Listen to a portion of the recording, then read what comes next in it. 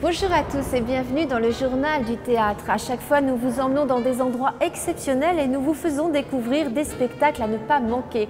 Alors regardons tout de suite le sommaire pour découvrir ce qui nous attend aujourd'hui.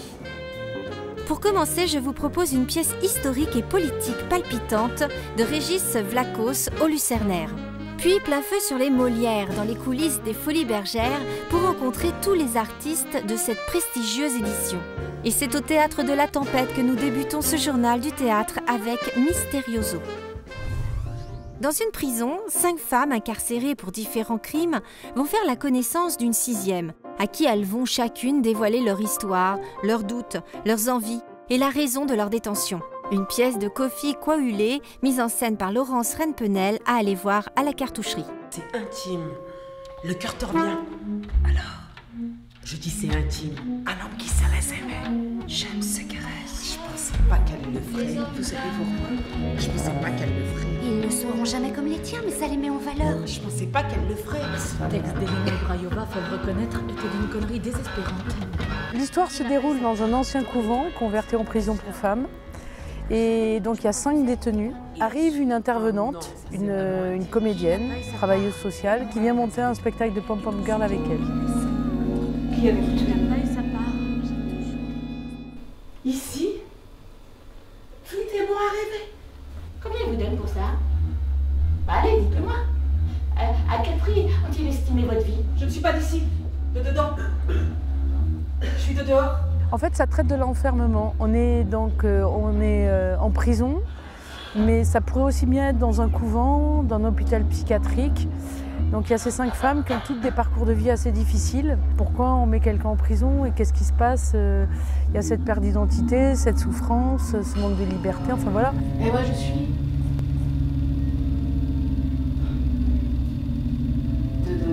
C'est une pièce qui, je pense qu'elle dérange, donc voilà, mais c'est une pièce qui parle de notre monde d'aujourd'hui, qui peut être drôle et tragique.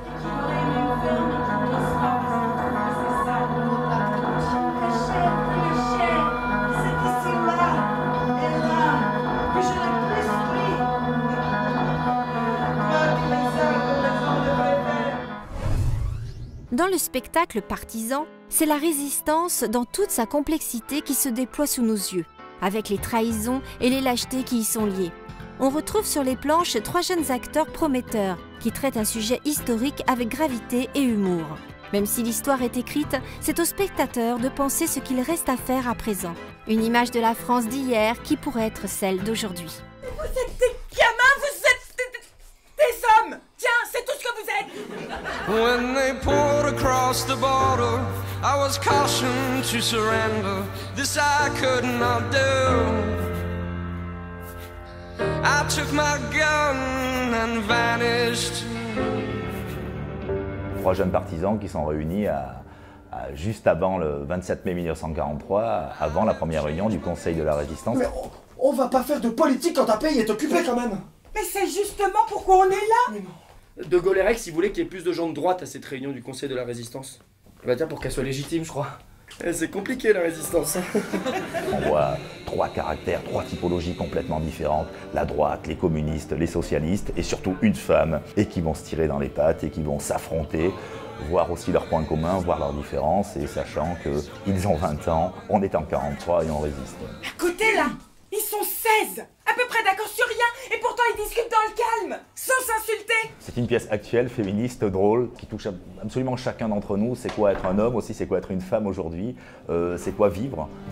Aujourd'hui, vivre, c'est se battre. Ils me disent résigne-toi, mais je n'ai pas peur. J'ai repris mon âme.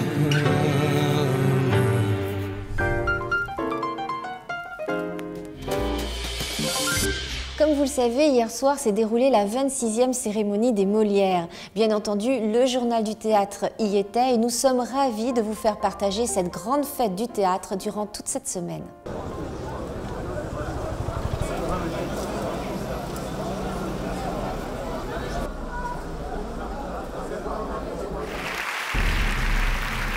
Oh là là, roulement de tambour!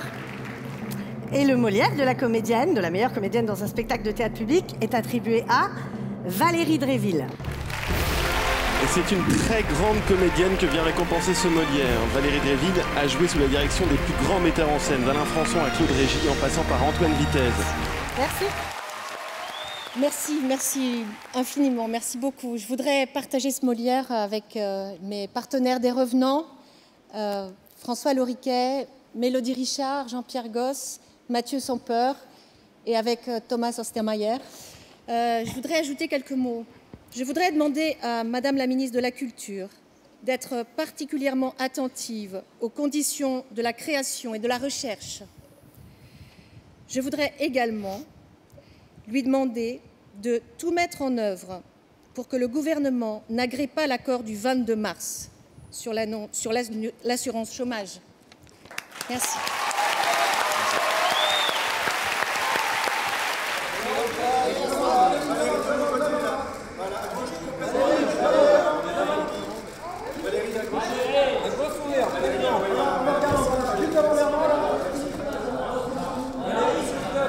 Je suis très fière de vous recevoir ce Molière pour ce rôle que j'ai tant aimé.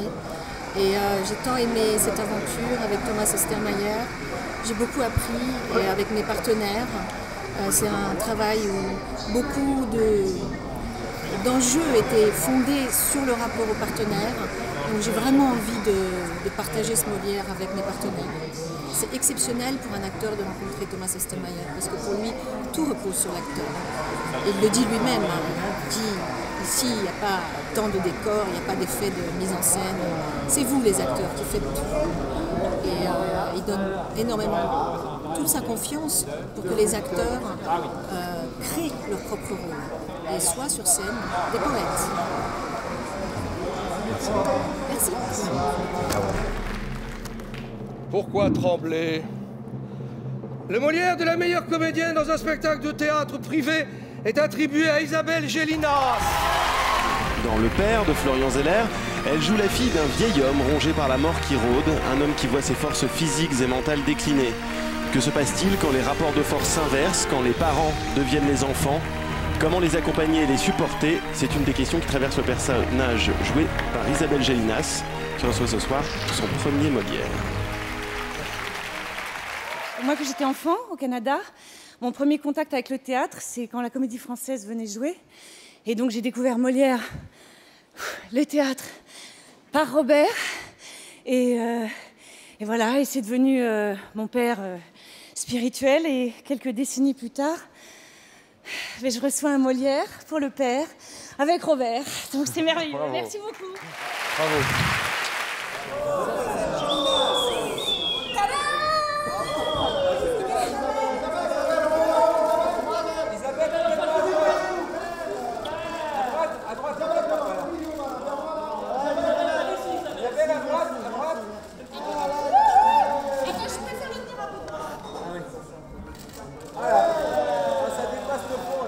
C'était une aventure incroyable parce que j'ai jamais eu des retours de spectateurs comme j'ai eu là. Enfin, pas pour moi, hein, pas pour mon rôle à moi, je veux dire pas pour moi, mais pour le retour du spectacle, c'était incroyable. Les gens étaient complètement bouleversés parce que ça touche à quelque chose qui... Tout le monde est concerné par le vieillissement de nos parents, etc. Et les gens, il y a beaucoup de gens qui pleuraient, mais c'était des larmes qui nettoient. Et on a eu beaucoup de retours... vraiment de personnes qui nous ont dit mais ça m'a tellement aidé, ça m'a porté, ça m'a... Voilà, donc c'est pour ça aussi le théâtre. Mais merci, je suis trop contente, j'ai retrouvé ma fille. Au revoir. C'est la fin du journal du théâtre. Voici une citation de Molière. Un sot qui ne dit mot ne se distingue pas d'un savant qui se tait. Au revoir à tous et à très bientôt.